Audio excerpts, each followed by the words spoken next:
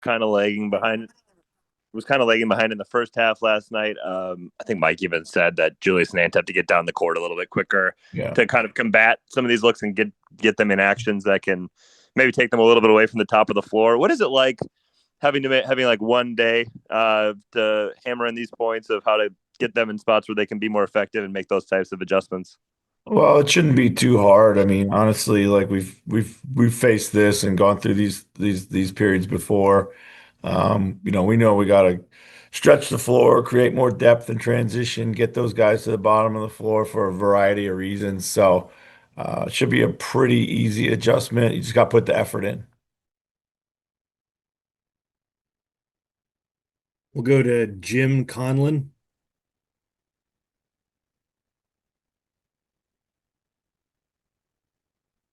Hi, Chris. Chris, I'm just looking at an interesting stat from last night's game. And when you look at the bench, the productivity from the bench, ye outscored OKC by a whopping 37 points off the bench. Your bench scored 64 to their 27. But I suppose the key difference then is two players in their starting five scored 74 points, while your five starters scored 62. What would you take away from that maybe in terms of, is it maybe those two players more man-to-man sort of doubling up, setting traps, or in terms of minimize their efficiency? Well, I mean, what I take away from that, it was good to see our bench, who's been a strength of ours all season, come in with a big game. No doubt about it. We needed a bit more production from all five starters.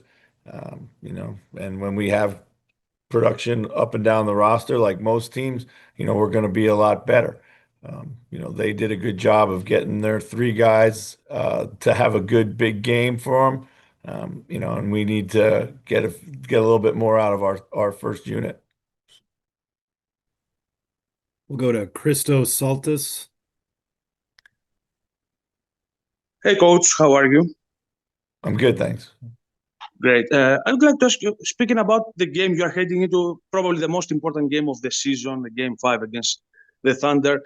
In the previous game, Anthony took 13 shots. How pivotal is to be more aggressive on the offensive end, take more shots, making more shots, and what you need to do brought more aggressive and on the floor? Well, first of all, I thought in as the game wore on last night, I thought Ant was aggressive. I thought he got downhill, he got to the paint, he created a lot of good shots for his teammates. I think there's some things that maybe he can have in transition that we didn't necessarily find for him last night. Moving him off ball, some more off ball stuff, things that we've done earlier in the series that last night we didn't really get to. And I think they do a good job of jamming him up the floor. So, it's on him to be able to kind of get to the bottom of the floor a little bit quicker, like we talked about with Jace's question, so we can free him up. Mm-hmm. And one follow-up about Jaden. How satisfied you are about the aggressiveness on both ends, and especially the way that he tried to guard SGA on all series long? Yeah, I mean, very pleased with Jaden's overall playoff performance, not just in this series. He's putting together a complete game offensively and defensively. He's been, quietly our most consistent player.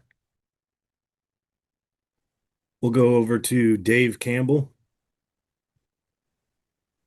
Hey, Chris, it's obviously been a really physical series, but did you notice any even additional level of physicality in the game last night? And did that at all, you think, affect the outcome?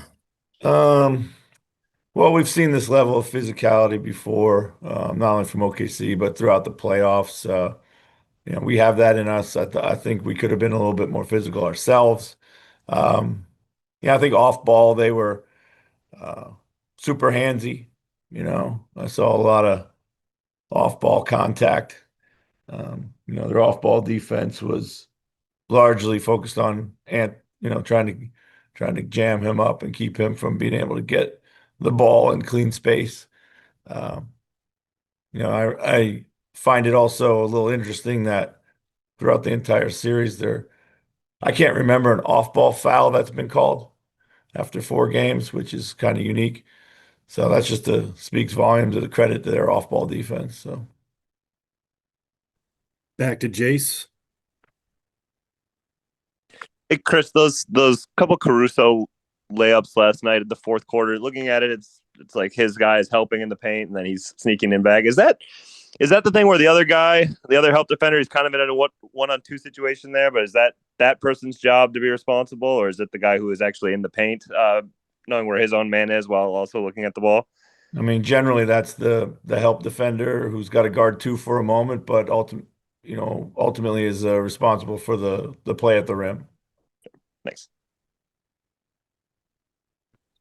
All right. Do we have any other questions for Coach? All right. I think that's it. Thank you very much, Coach. Thank you.